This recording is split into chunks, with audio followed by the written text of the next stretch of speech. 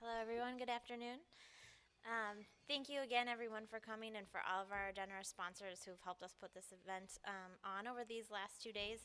And as Mary said, she has works with one of the greatest boards, and I just have to echo that. Thank you to the IHC board, who has been very instrumental in putting this conference together on details of the conference and on putting together the panels. And so thank you all. I think most of the 26 of you are here, so I'm not going to name names, but thank you very much for coming and for all your support for the conference. So we're going to get right into the panel. We're very excited. Today we have a couple folks from the Bipartisan Policy Center to talk about their recent housing report. And so I'm going to bring up Paul Shadle. He's going to be the moderator today. And Paul is a partner at DLA Piper in their Development, Land Use, and Government Affairs Practice Group. And he is also the chair of the Urban Land Institute Chicago District Council. And he'll be leading us today and introducing the panel. Thank you.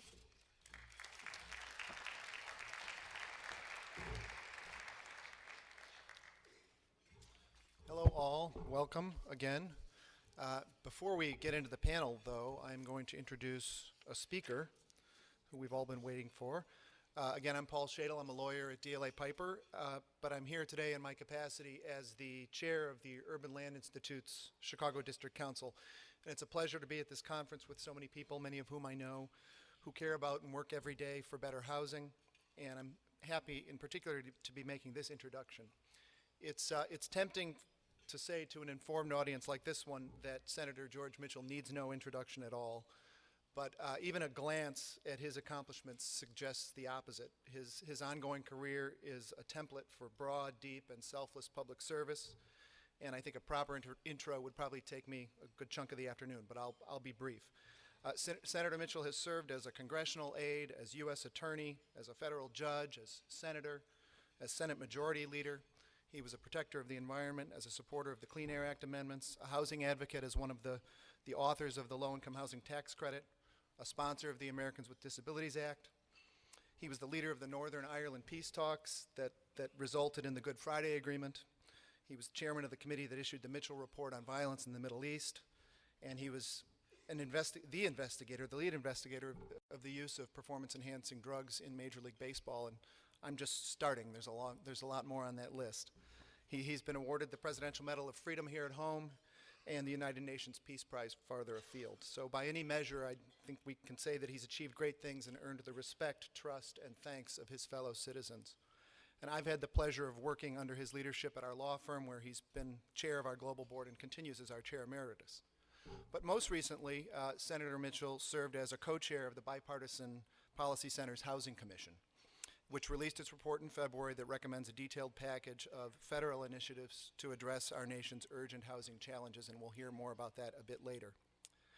In a New York Times article a few weeks ago about Senator Mitchell's work for peace in Ireland, Colin McCann wrote that the senator's great skill was that he learned to embrace silence. He sat at his table listening to speech after speech, and he soon found that perhaps no other culture in the world has as many skilled and loquacious loudmouths as Ireland, north and south. He pitched himself against the tenacity of the fanatics, and he fell in love with the people and allowed them to talk through their vitriol. Most important, I think maybe, is McCann's assessment that Senator Mitchell, quote, tried never to take sides. He split a feather down the middle and encouraged both halves to take flight. As our industry grapples with the ongoing and acute need for more and better housing in Illinois and across the country, it's reassuring to have someone like George Mitchell leading and working alongside us. So it's my pleasure to introduce Senator Mitchell.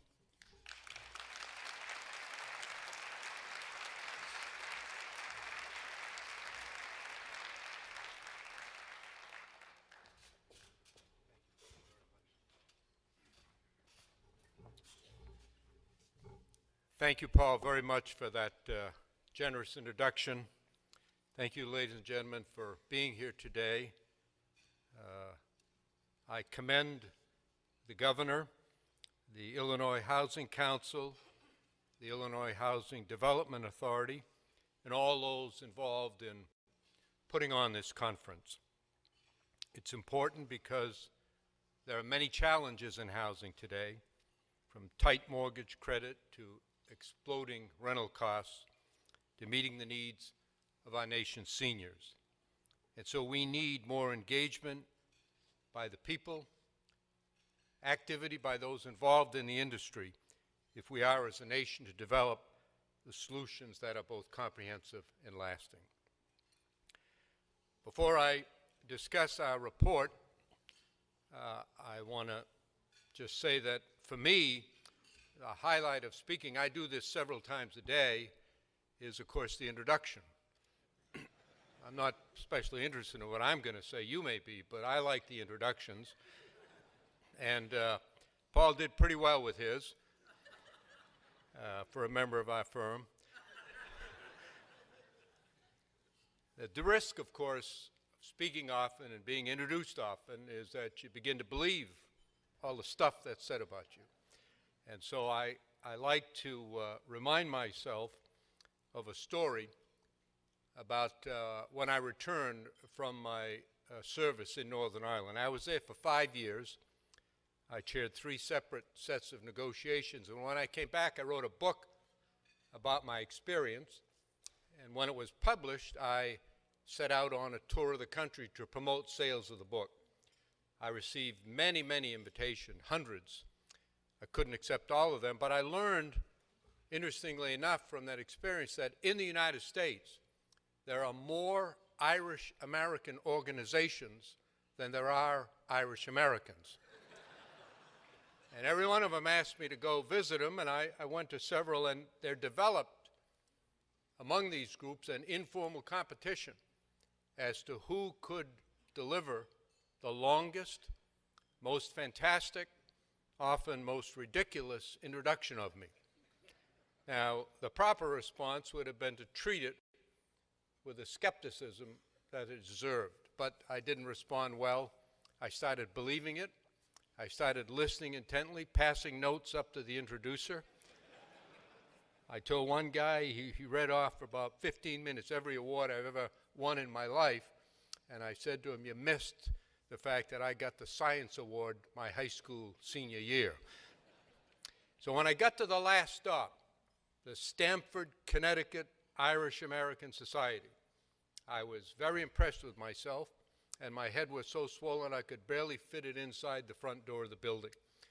When I did, the first person I encountered was an elderly woman who rushed up to me very excited, grabbed my hand, shook it so vigorously she almost knocked me over. She said, I can't tell you how thrilled I am to meet you. She said, I don't live anywhere near here. I drove 3.5 hours just to come here to shake your hand, to tell you how great I think you are, and to ask you, please, would you sign my poster? And she handed me a political poster with a photograph on it and a pen. I looked at it, and I said, I'm happy to sign your poster, but before I do, I think there's something I should tell you. She said, what is it?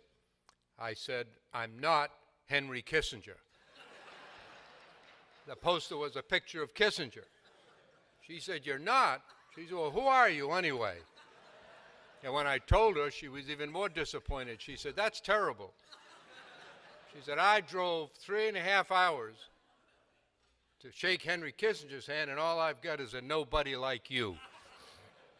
I said, well, I'm sorry you feel so bad. I wish there's something I could do to ease your pain.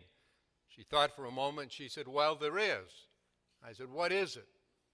And she leaned forward to the point where our foreheads were actually touching. She said in a conspiratorial type whisper, nobody will ever know the difference. She said, would you mind signing Henry Kissinger's name to my poster? So I did.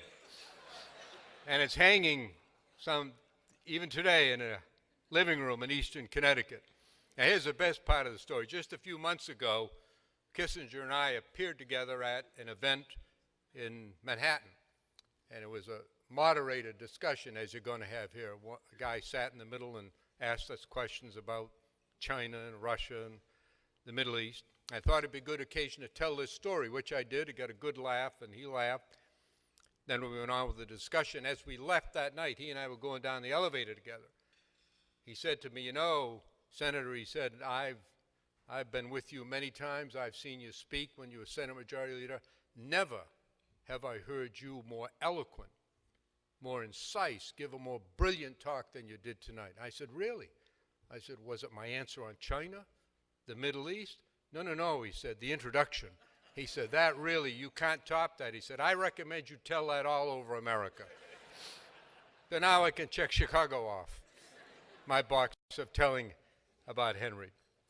Anyway, let me get to the subject of this conference. As Paul mentioned in his introduction, I'm one of the co-founders of the Bipartisan Policy Center. 6 years ago, 4 former majority leaders of the U.S. Senate, Howard Baker, Bob Dole, 2 Republicans, and Tom Daschle and myself, 2 Democrats, got together because we believed that there was a place in our country for a think tank that actively promotes bipartisanship. Each of us has strong and deeply held views, and we're not bashful about expressing them. So for us, bipartisanship is not a code for abandoning your principles. It's just the contrary. It means bringing your principles to the table, engaging others in a constructive and a positive way, working to find a common approach to solve our country's problems. The Bipartisan Policy Center has ongoing projects on most of the most difficult policy issues facing our country today: health care, financial regulatory reform, homeland security, immigration, energy, the federal budget, and most recently, housing. The crisis in housing, to be specific. We launched the Bipartisan Policy Center's Housing Commission with the generous financial support of the MacArthur Foundation, an institution based here in Chicago that has done and continues to do a lot of good in our country. Consistent with our policy, our 4 co-chairs were split down the middle.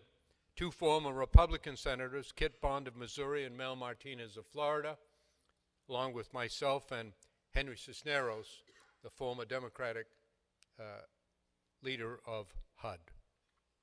There were 21 members of our commission. They represented both political parties and a wide range of professional experience. And you're going to hear about that when I finish, because you're going to hear from 2 of the outstanding members of the commission, Ed Brady and Bob Rozen. Ed is an Illinois home builder.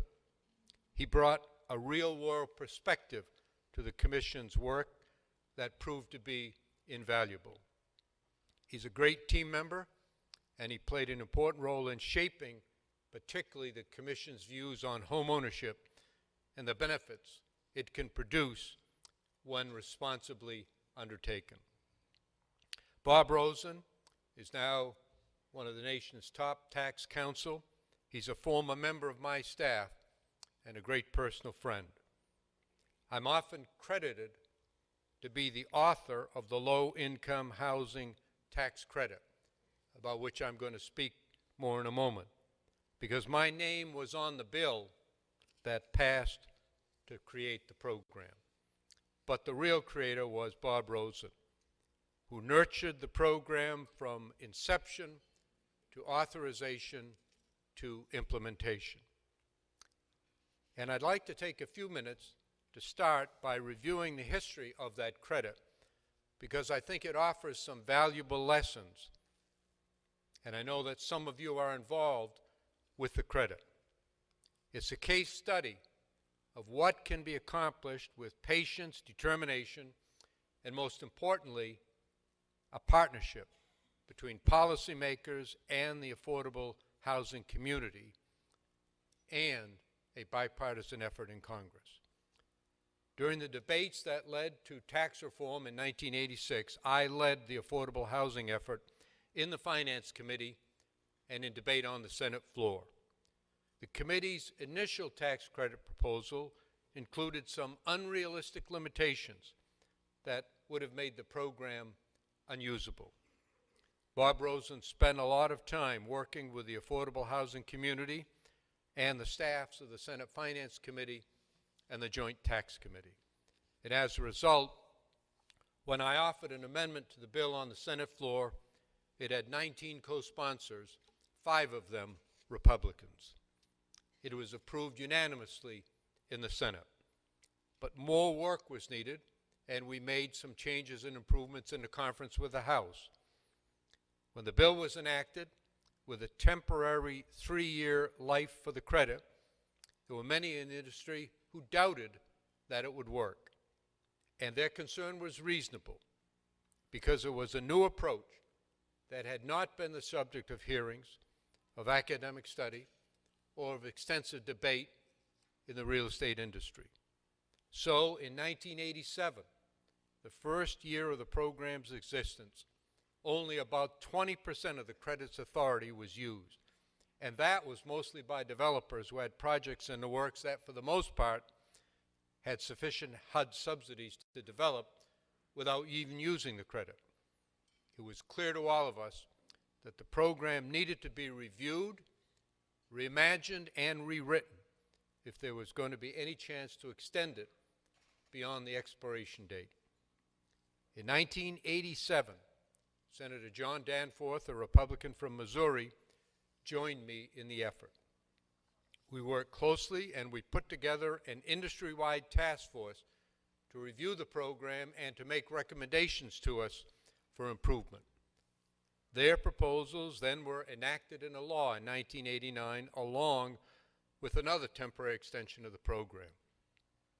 Those changes kept the basic design of the program, but reworked some aspects of the law, especially in giving more responsibility to state housing finance agencies to manage the program by establishing annual housing needs assessments, creating competition among developers for the credits, and providing more effective oversight of the financing and management of developments.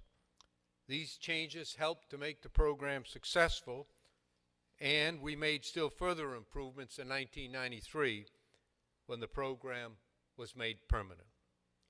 Over the years, it's had strong bipartisan support in the Congress and in the housing community. And the credit is now the primary tool by which the federal government supports the production and preservation of affordable housing in this country. Since its enactment, about 2.5 million affordable apartment units have been developed, averaging about 100,000 units a year.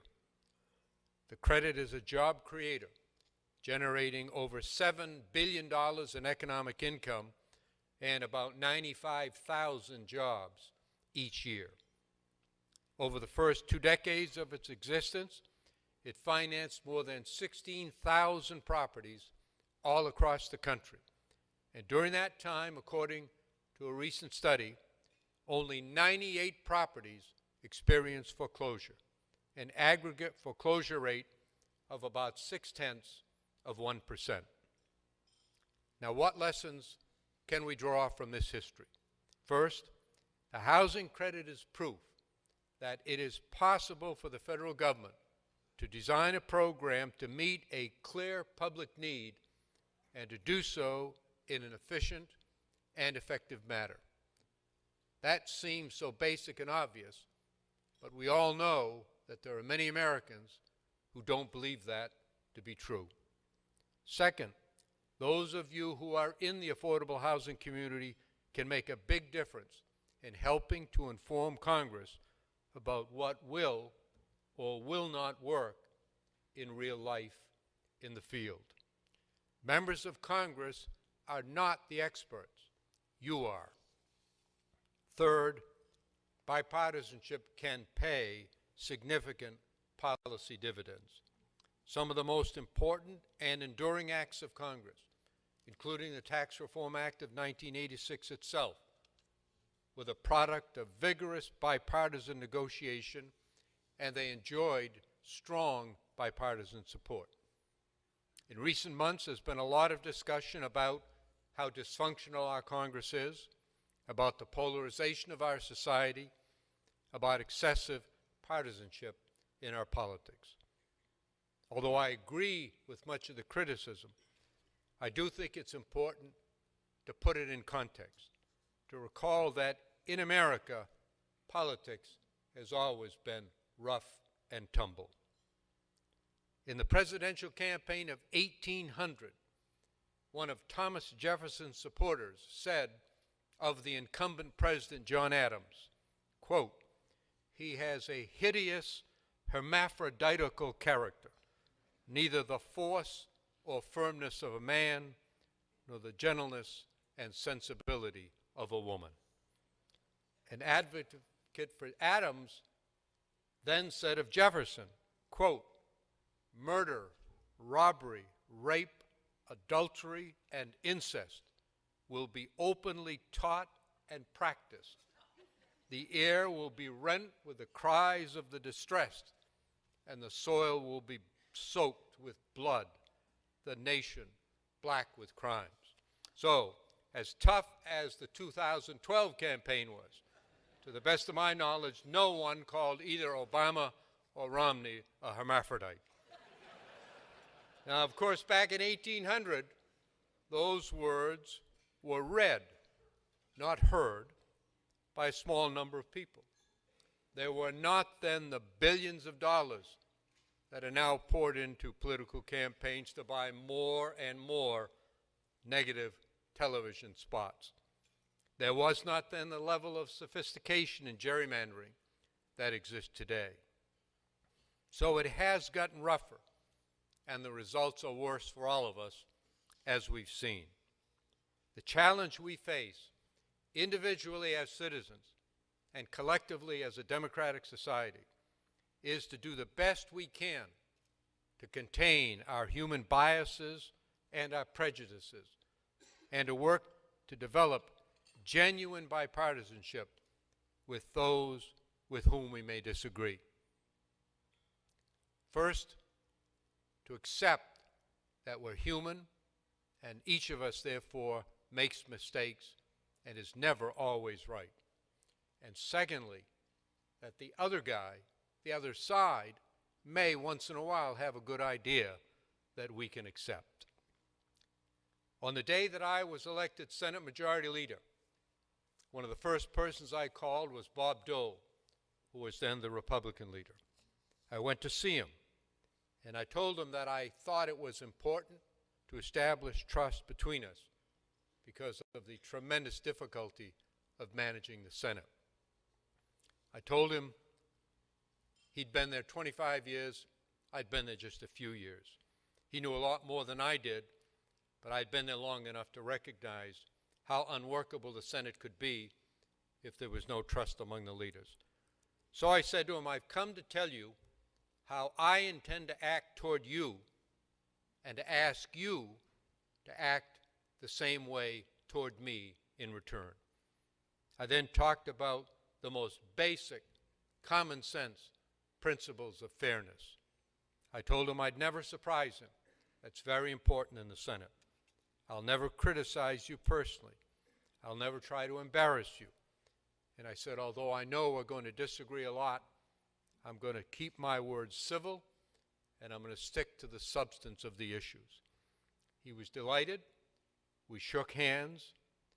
And to this day, for the 6 years that we served as the leaders of the Senate, and ever since, never has a harsh word passed between us in public or in private. We became and we remained good friends, although for 6 years we disagreed on almost every major issue that came before the Senate. That's the kind of collegial approach that the Bipartisan Policy Center's Housing Commission embraced as it considered some of the most difficult issues in housing in America today. Our report, which was released in February, covers a wide-ranging set of topics, including home ownership, housing finance reform, affordable rental housing, and the housing needs of our nation's seniors and rural Americans.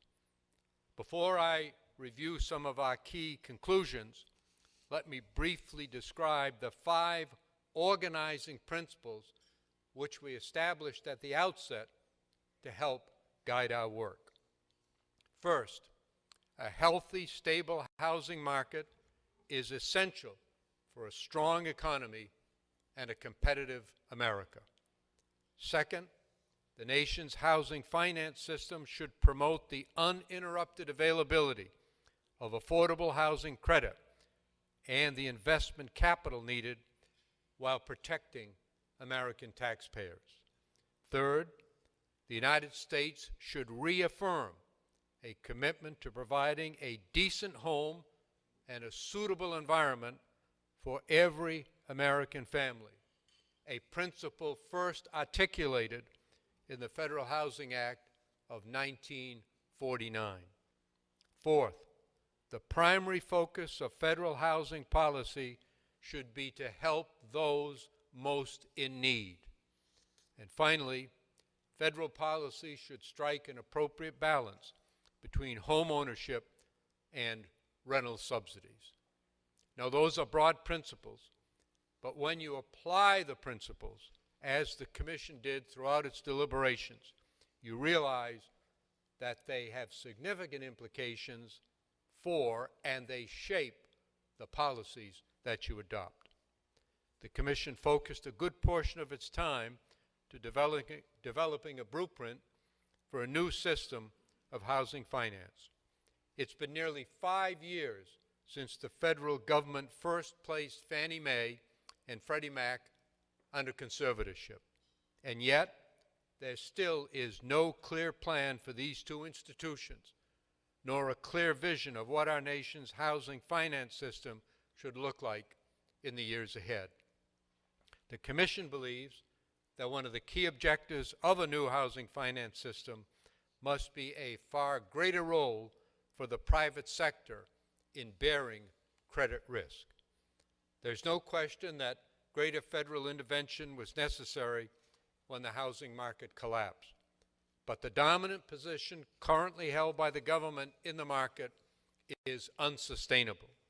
Yes, private capital is now flowing through the system, but it does not absorb much of the credit risk. Instead, most of that risk lies with the government. Nearly 90% of the single-family mortgage market is government-supported in some fashion. Encouraging more substantial private participation can protect taxpayers while providing a greater diversity of funding sources. At the same time, the Commission believes that in the new system we propose, the federal government must continue to act as the insurance backstop of last resort. There is insufficient capacity on bank balance sheets alone to meet our nation's mortgage finance needs.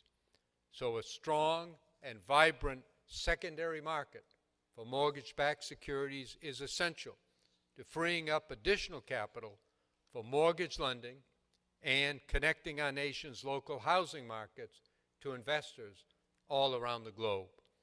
History and experience tell us that investors in these securities will insist on some protection against credit risk as a condition of their investment. That's why the Commission has concluded that a limited government guarantee is necessary for a fully functioning secondary market.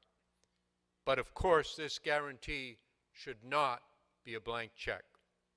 We believe it should be explicit, it should be fully paid for, it should be triggered only after private capital in what we call the predominant loss position has been fully exhausted, and it should apply only to the securities themselves.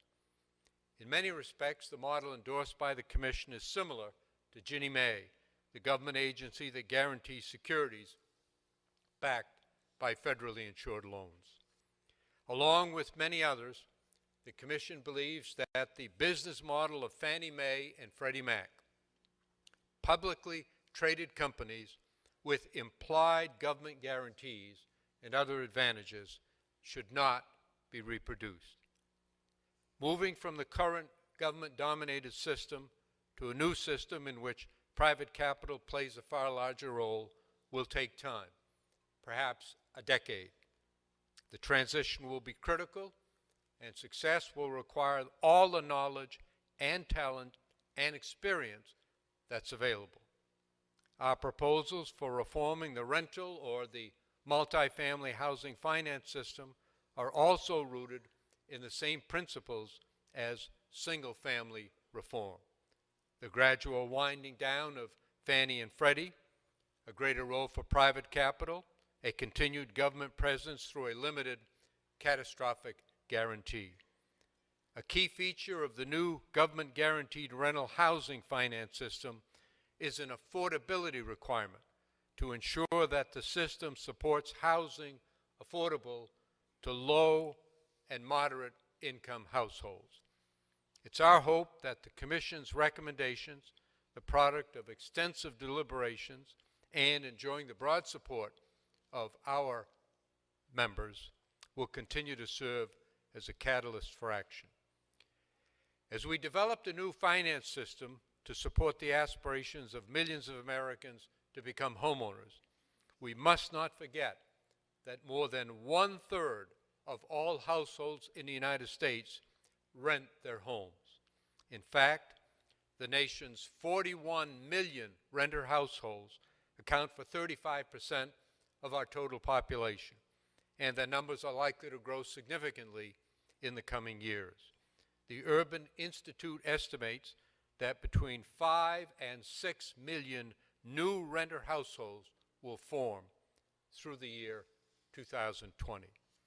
With rental demand increasing, it's not surprising that rents are rising in many regions of the country, and our nation's lowest income renters find themselves spending ever larger shares of their incomes on housing.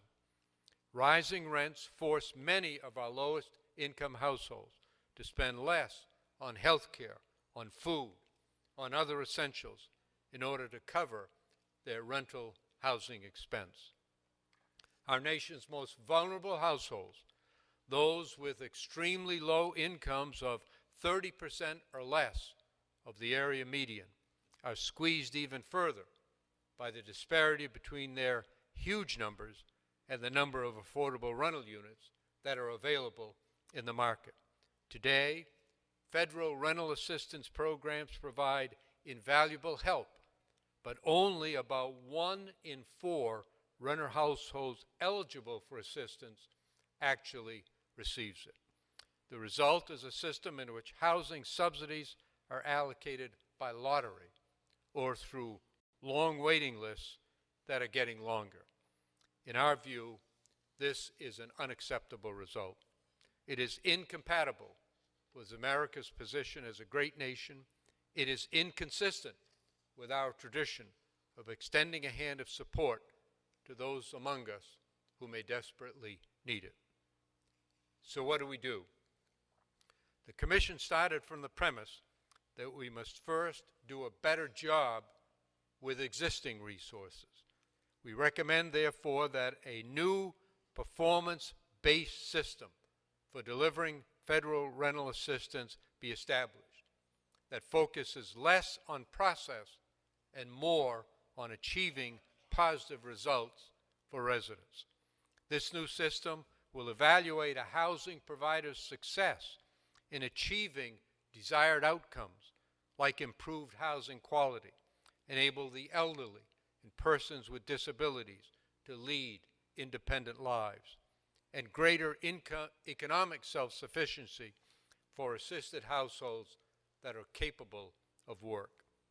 This proposed system would devolve responsibility from the federal government to state and local decision makers, as well as reward high-performing housing providers with substantial deregulation, providing them greater freedom to innovate and to depart from standard HUD practices and rules. Substandard providers, on the other hand, those who don't achieve the desired results, would be subject to a competitive process and potential replacement. The Commission also recommends replacing the current lottery system by channeling existing resources to the most vulnerable households, those earning 30% or less of the area median income. As families enrolled in the voucher program turn back their subsidies and new vouchers are issued, the Commission believes it appropriate in an era of tight budgets to target assistance to households at the lowest end of the income scale. We recognize, of course, that this deeper targeting will shrink the pool of eligible beneficiaries, but it was our judgment that this trade-off is worth making if it means that a greater number of our nation's most vulnerable families will be able to get the help that they require. The Commission also recommends providing short-term emergency assistance to low-income renters, those with incomes between 30 and 80% of the area median income who suffer a temporary setback, such as a health crisis or a job loss. This assistance would be delivered through the home program and could help cover the payment of security deposits, back rent, and other housing-related needs. With rental demand increasing in many areas of the country, there's an urgent need to increase the supply of suitable and affordable rental homes. To achieve this goal, the Commission recommends protecting and expanding the low-income housing tax credit by 50% over current funding levels. The credit, as I spoke about earlier, has proven its effectiveness for more than a quarter of a century and deserves further support. The Commission also recommends additional gap financing to support existing and future credit allocations. The new gap funding should be authorized through the home program and restricted for use in conjunction with the credit. And finally, the Commission calls for additional funding to respond to the capital needs of public housing. Of course, all of these proposals come with a price tag, so they can't be implemented immediately, and we recognize that. We also recognize that any proposal for increased spending must be offset either by reductions in federal outlays, from savings from system reforms, from the adoption of new revenue sources, or a combination of these approaches. As part of our examination, the Commission reviewed the wide range of federal supports for both ownership and rental housing. While the Commission supports the continuation of tax initiatives for home ownership, we also recommend, as part of the ongoing debate on tax reform, that Congress consider modifications to these incentives to allow for increased support for affordable rental housing. We're actively sharing our recommendations with members of Congress, with the administration, with other stakeholders throughout the country. Let me close by repeating what I alluded to at the beginning of my remarks. Housing must become a far greater public policy priority in Washington, not next year, not after the election, the next election, but this year. This year, there should be action on housing. And by tackling these issues head on, we have the opportunity to improve the lives of millions of our fellow citizens while hastening America's economic recovery. There cannot be a full and genuine economic recovery in this country until there is a robust housing market again. I hope each of you will take the time to read the Commission's report. We welcome any feedback you have. Thank you for having me here today. I know you're going to enjoy the discussion with Bob Rozen and Ed Brady, and more importantly, thank you for the good work you do on housing throughout this great state. Thank you all very much.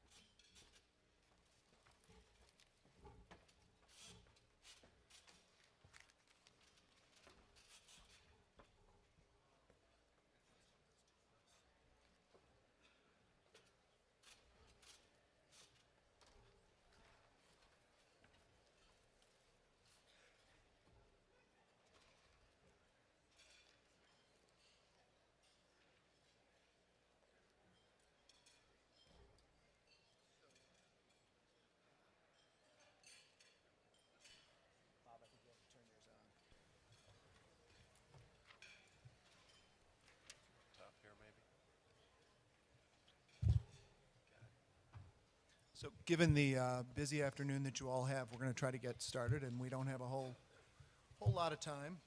But briefly, I want to introduce our panelists. Bob Rozen, I think Senator Mitchell described his very important role as one of the primary movers of the creation of the low-income housing tax credit. He's also a member of the Bipartisan Policy Programs Housing Commission. He's a partner with the Washington Council Ernst & Young with a specialty in tax issues. He has special and long-term experience, obviously, with affordable housing finance. Served as a longtime U.S. Senate staffer, notably for quite a few years as legislative counsel to Senator Mitchell. And he is, not incidentally then, an original member of the Affordable Housing Hall of Fame. Ed Brady is both a member of the Policy Programs Housing Commission and the president of Brady Homes in Bloomington and Normal, I guess, with more than 25 years of experience in home building. In 2001, he was the president of the Home Builders Association in Illinois, and he's now still on the executive committee at the National Association of Home Builders. He also serves on the Federal Home Loan Bank of Chicago board, and on another field is the managing partner of the IFL's Bloomington Extreme. So, which I was interested to see. But getting right to the work of the commission, Bob, if I could direct this question to you. The commission makes a very strong statement in favor of preserving and expanding the tax credit, the low-income housing tax credit. But everything's going to be on the table, assuming we have comprehensive tax reform. What do you think the prospects are for preserving the program, first of all? That's a very good question, Paul. That's the question that I and a lot of folks who work in policy around the housing credit spend a lot of time on these days. I think everybody is probably aware that Congress has been talking about, thinking about, having hearings about tax reform for the last couple of years. And the operating assumption over that time has been in 2013, Congress would pass tax reform.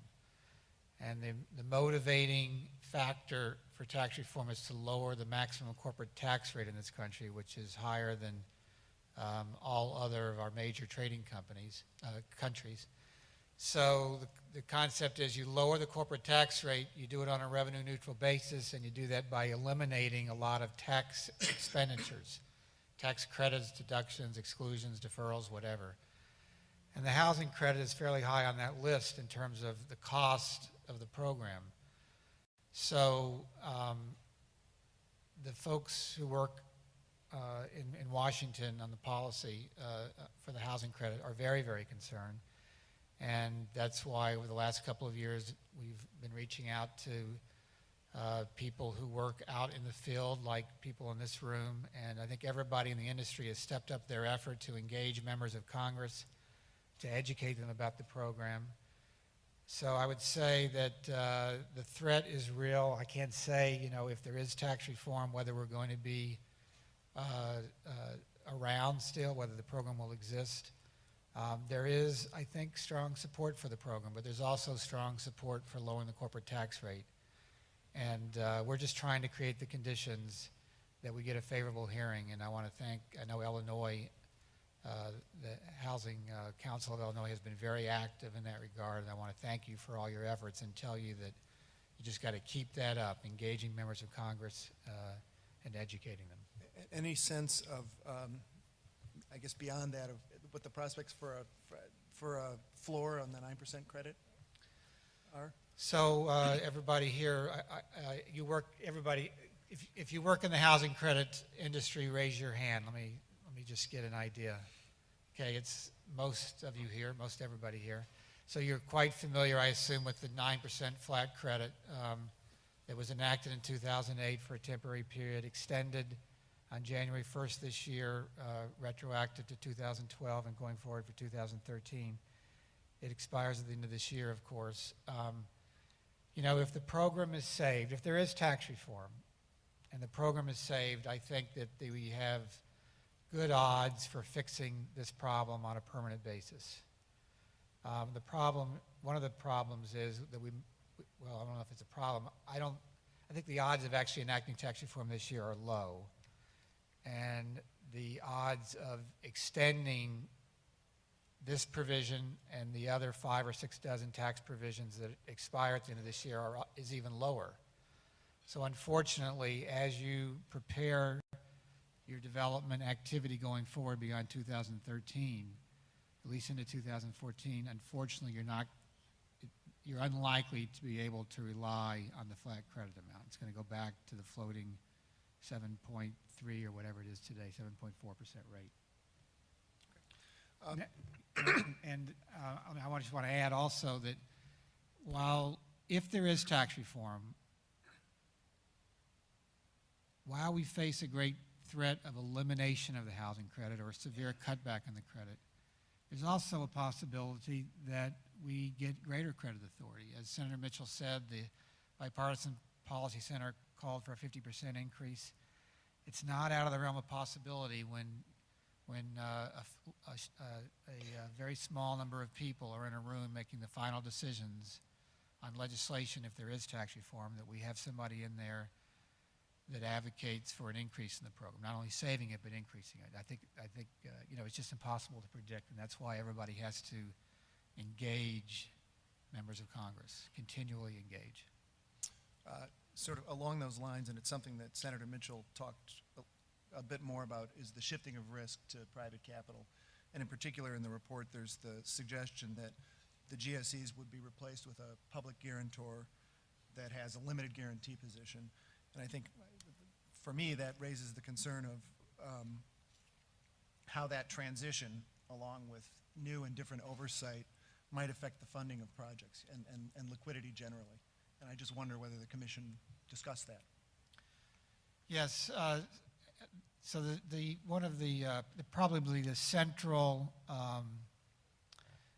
effort that has got the most attention from the BPC recommendations, the Housing Commission recommendations, revolves around housing finance reform, both single family and multifamily.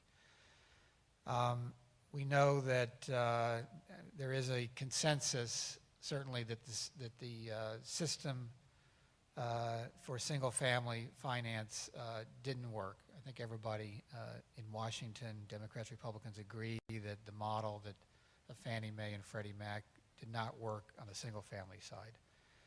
It actually did work on the multifamily side. Multifamily program never experienced the losses that the single family did.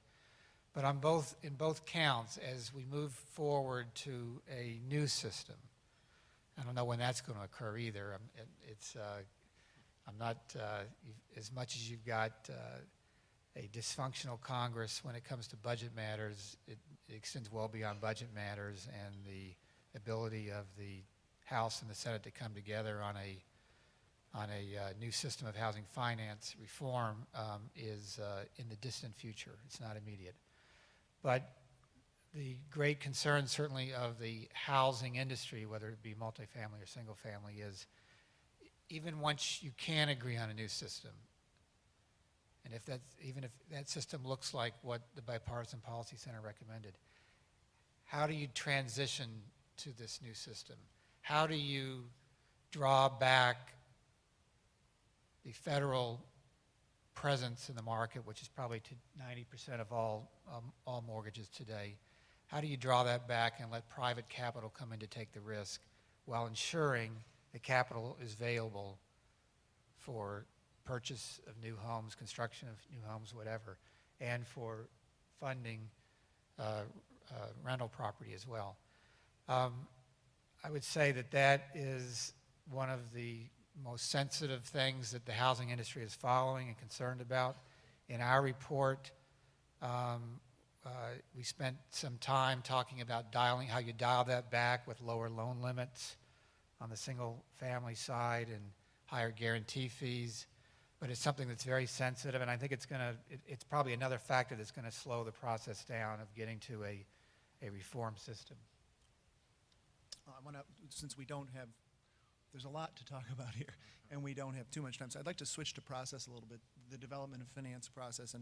And Ed, the report recommends this devolution of federal control of housing programs to the state and local level, wherever possible, was the phrase. And in Illinois, we have this extremely fragmented system of local governance. We have over 300 jurisdictions in Cook County, actually the 5-county area alone around Chicago.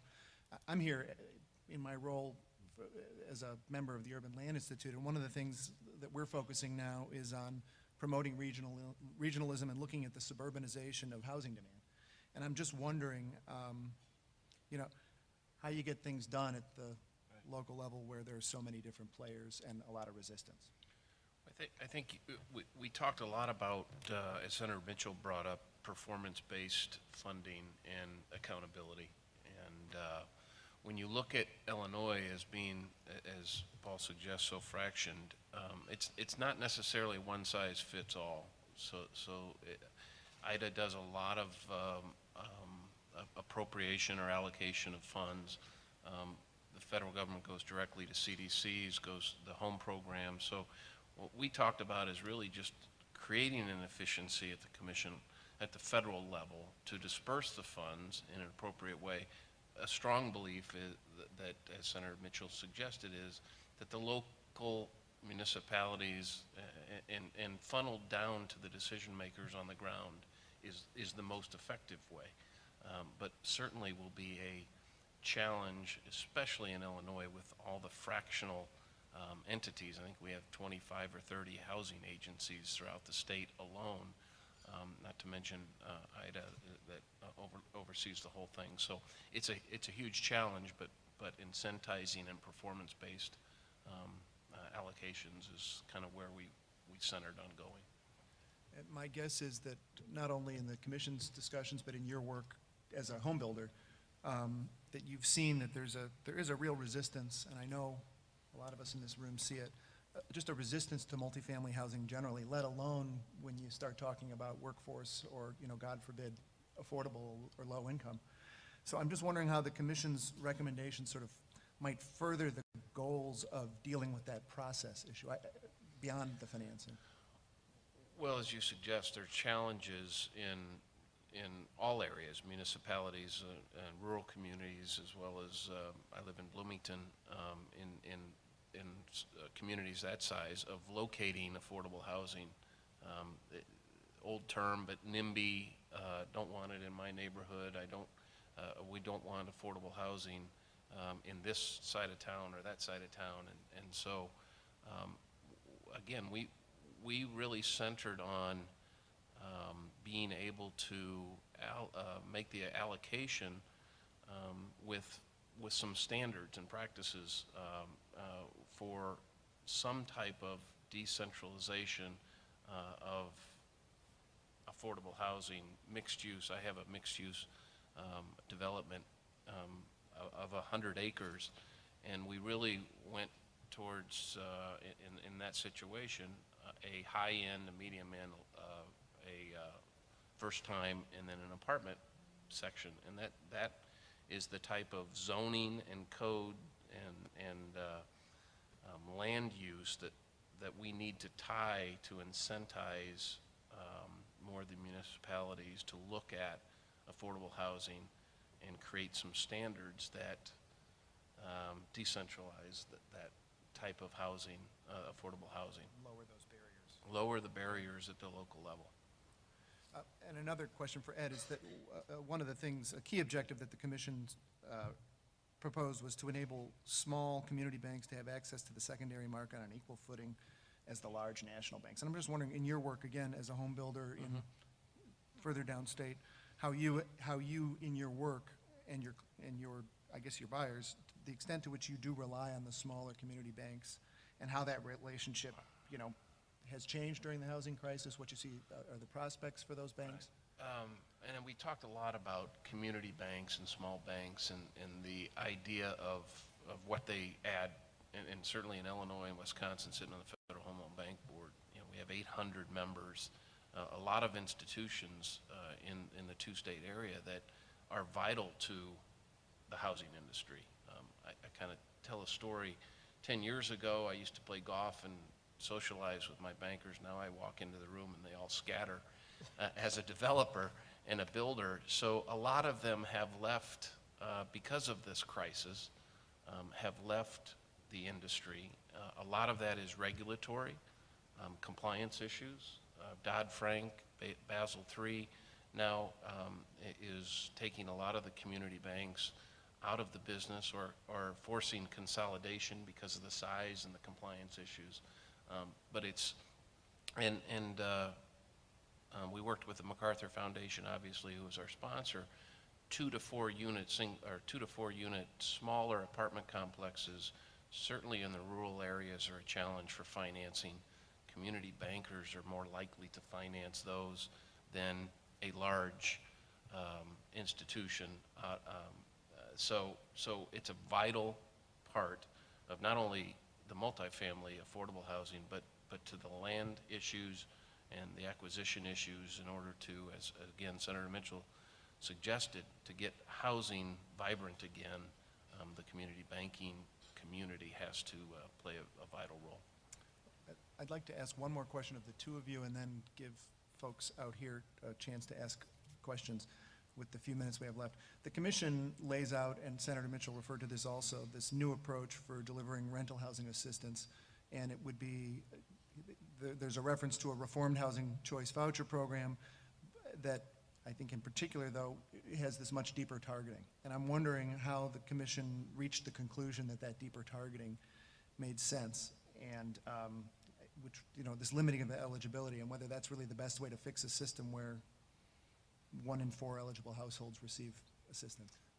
I'll just say real quick, because Bobby spent a lot more time on the affordable housing issue, and this was a huge issue with that subcommittee, working group, if you will, because it's the 80% and below that obviously need help as well. But with limited resources and the budgetary constraints at the federal government level, they really had to make a tough decision as to who we serve and how efficient the system can be, and that's where they came up with the 30 and below, knowing that there was going to be pain above that level that still needs help. So That's right. I think we started off with the proposition all commissioners felt it was bad policy to have a lottery system where you have eligibility for rental assistance or for housing assistance generally, and only 1 in 4 people actually receive it.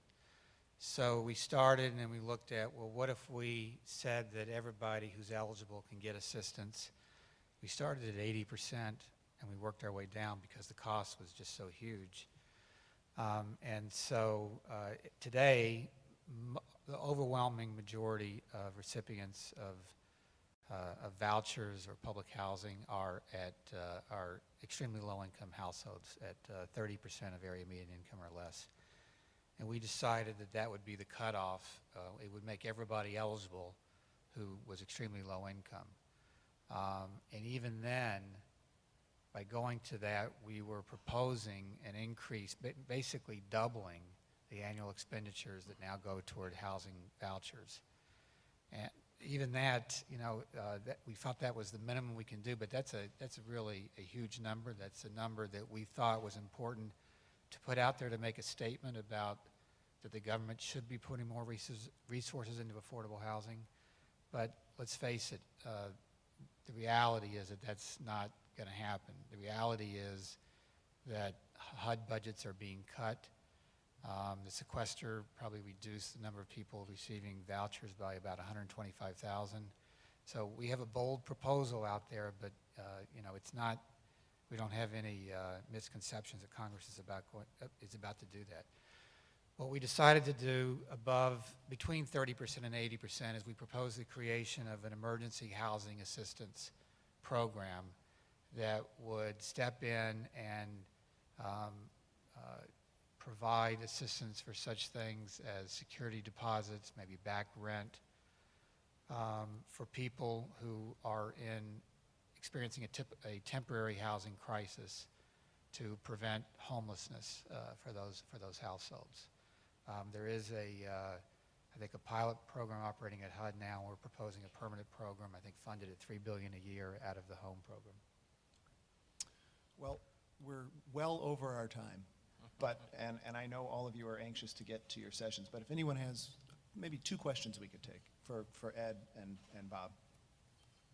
Maybe not. There's one right here.